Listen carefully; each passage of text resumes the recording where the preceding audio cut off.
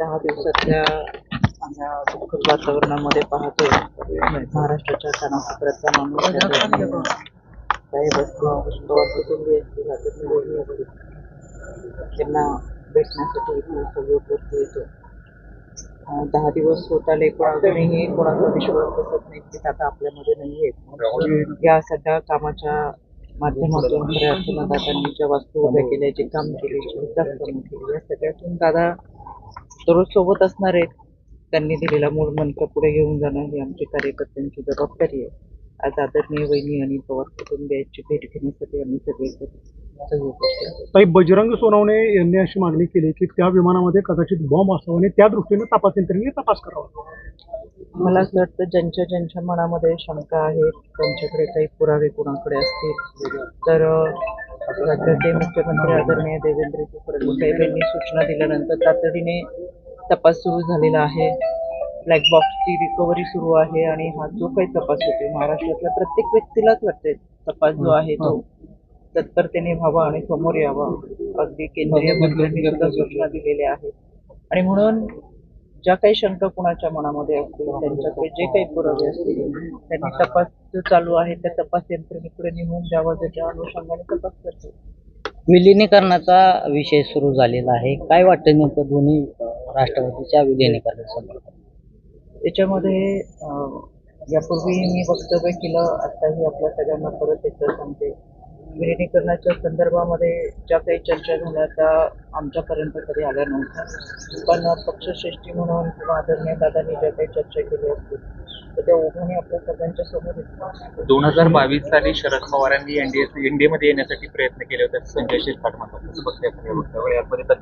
मला असं वाटतं संजय शिरसाट बोलले असतील तर अधिकची माहिती त्यांच्याकडूनच आपल्याला मिळेल. सुनेत्रा वहिनींकडेच पक्षाची पुत्र राहावी यासाठी काही आमदारांनी ज्या दिवशी विधिमंडळ गटनेतेपदी निवड झाली वहिनींची त्या दिवशी काही आमदारांच्या सह्या झालेल्या आहेत आणि त्यांच्याकडे नेतृत्व असो अशा पद्धतीच्या आमदारांची यामध्ये राष्ट्रीय कार्याध्यक्ष म्हणून आदरणीय प्रफुल्लभाई पटेल यांनी यापूर्वी वक्तव्य केलं आणि अतिशय स्पष्टपणे खुलासा करत सांगितलं की राष्ट्रीय कार्याध्यक्ष म्हणून त्यांची जी जबाबदारी होती ती जबाबदारी त्यांनी पार पाडली आणि यामध्ये या सगळ्या अध्यक्षपदाच्या चर्चेत ते कुठेही स्वतः नाही आहेत. पण जी प्रक्रिया पूर्ण करायची तर आता पक्षातले एक ज्येष्ठत्व आणि एक जबाबदारी व्यक्ती म्हणून ते पूर्ण करतात आहेत.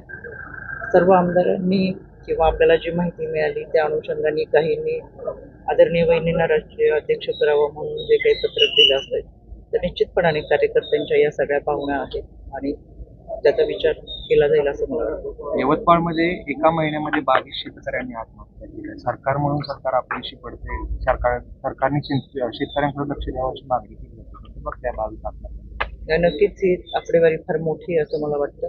त्याच्यामुळे हा महाराष्ट्र आहे तो काळ्या आईची सेवा करणाऱ्या कृषीप्रधान शेतकऱ्यांचाच आहे. त्याच्यामुळे त्यांचा विचार प्राधान्याने झाला पाहिजे. आत्महत्या करण्यामागची कारणं काय आहेत त्याची कारणे मीमांसा ही समोर आली पाहिजे आणि तत्परतेने मदत करत खऱ्या अर्थानं पुन्हा आत्महत्या होऊ नये याच्यासाठीचा प्रयत्न हा सरकारच्या माध्यमातून तत्परतेने. बेपत्ता झालेल्या मुलींच्या बाबत आपण एक ठराव आहे, एक महत्वाची भूमिका बजावलेली आहे. बेपत्ता होत असलेल्या मुलींच्या संदर्भात त्याचं धोरण काय असणार? यामध्ये ह्युमन ट्रॅफिकिंग आणि त्याचबरोबर बेपत्ता होत असताना ते मिसिंग केसेस आहेत का ह्युमन ट्रॅफिकिंगच्या केसेस, अशा दोन्ही पातळीवरती आमची सातत्याने युद्ध पातळीवरती प्रभावीपणे आम्ही गेल्या 4 वर्षामध्ये आयोगाच्या माध्यमातून उपक्रम राबवलेले. तो आपल्यालाही कल्पना आहे. गेल्या वर्षी आम्ही अनेक अख्खा देशामध्ये असलेल्या मुलींना परत एकदा भारतात घेऊन आलो, महाराष्ट्रात घेऊन आलो आणि या मिसिंग केसेसच्या संदर्भात मिसिंग सेल हा स्वतंत्रपणे कार्यरत आहे. त्याचबरोबर मुंबईमध्ये हरवलेल्या व्यक्तींचा विभाग हा स्वतंत्र विभाग काम करत असतो. दर महिन्याला आम्ही त्यांच्याकडून आढावा घेत असतो.